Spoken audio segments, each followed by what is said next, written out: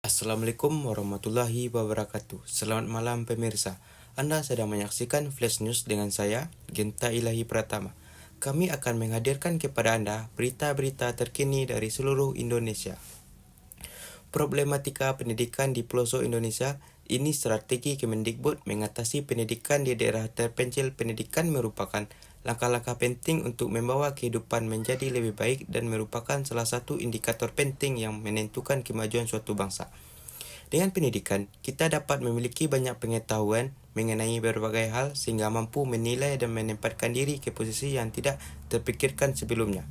Begitu pentingnya pendidikan bagi semua orang hingga eksistensi selalu dibutuhkan dalam menjalani kehidupan. Semua masyarakat memiliki hak dan kewajiban untuk mendapatkan pendidikan yang layak. Hal ini sesuai dengan Undang-Undang Negara Indonesia tahun 1945 pasal 31. 1. Setiap warga negara berhak mendapatkan pendidikan. 2. Setiap warga negara mengikuti pendidikan dasar dan pemerintah wajib membiayainya. Yang ketiga, pemerintah mengusahakan dan menyelenggarakan satu sistem pendidikan nasional yang meningkatkan keimanan dan ketakwaan serta akhlak mulia dalam rangka mencerdaskan kehidupan bangsa yang diatur dengan undang-undang. Yang keempat, negara memprioritaskan anggaran pendidikan sekurang-kurangnya 20% dari anggaran pendapatan dan belanja negara serta dari anggaran pendapatan dan belanja daerah untuk memenuhi kebutuhan penyelenggaraan pendidikan nasional. Pemerintah memajukan ilmu pengetahuan dan teknologi dengan menjunjung tinggi nilai-nilai agama dan persatuan bangsa untuk memajukan peradaban serta mensejahterakan umat manusia. Tetapi pada kenyataannya, kondisi yang terjadi di Indonesia mengenai pendidikan tidak sesuai dengan pasal-pasal tersebut. Indonesia merupakan wilayah yang sangat luas yang terdiri dari ribuan pulau sehingga tidak heran jika banyak sekali permasalahan yang timbul, terutama masalah yang terjadi di sektor pendidikan. Faktor penyebab rendahnya mutu pendidikan di daerah pelosok selalu banyak permasalahan yang seringkali menghambat meningkatnya mutu pendidikan nasional. Salah satunya adalah sistem pendidikan di daerah tertinggal yang seringkali dijumpai banyak sekali anak-anak yang belum terlayani pendidikannya. Jika masalah tersebut tidak segera teratasi, maka akan semakin memperburuk sistem pendidikan di Indonesia.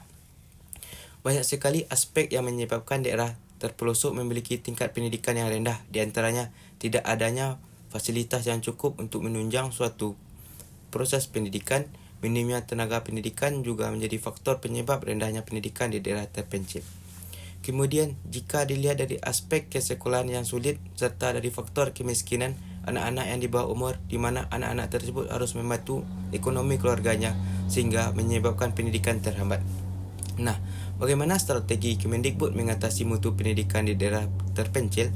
Kemendikbud Riset menjelaskan solusi dan upaya dalam mengatasi kualitas pendidikan di sekolah, yaitu 3T, terdepan, terpencil, dan tertinggal. Salah satunya adalah memberikan dana BOS untuk sekolah di daerah yang tertinggal dan memprioritaskan distribusi TIK ke daerah-daerah tersebut. Nah, bagaimana realisasinya? Solusi yang diberikan oleh pemerintah melalui dana BOS tidak begitu dirasakan dampaknya oleh sekolah di daerah terpencil. Seharusnya pemerintah tidak memberikan anggaran untuk memperbaiki masalah, tetapi juga harus memperhatikan bahwa anggaran tersebut sudah tersebar dengan merata sampai ke pelosok daerah, serta membantu penggunaan dana tersebut agar semua sekolah ada di Indonesia memiliki fasilitas yang cukup untuk menaikkan mutu pendidikan di Indonesia. Masalah mengenai pendidikan harus diperbaiki di Indonesia, baik dari pemerintah maupun masyarakat, serta peserta didik yang menjadi tokoh penting untuk melakukan perubahan pendidikan di Indonesia. Hal ini dilakukan agar dapat menciptakan sumber daya manusia yang unggul sehingga diharapkan dapat bersaing dengan skala internasional. Demikian berita ini, saya Genta Ilahi Pratama pamit undur diri. Sampai jumpa di Flash News selanjutnya. Assalamualaikum warahmatullahi wabarakatuh.